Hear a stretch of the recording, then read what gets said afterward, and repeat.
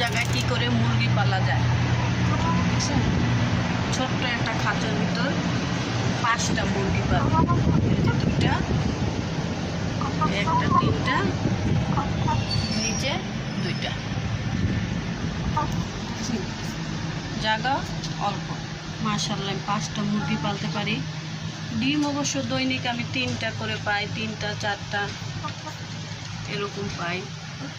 ওদের গরমের ওদের আরামের জন্য যে উপরে ফ্যান ঝুলাই দিছি। মুরগিদের অনেক গরম, যে 1 ঘন্টা ফ্যান অফ রাখি, 2 ঘন্টা ফ্যান চালাই।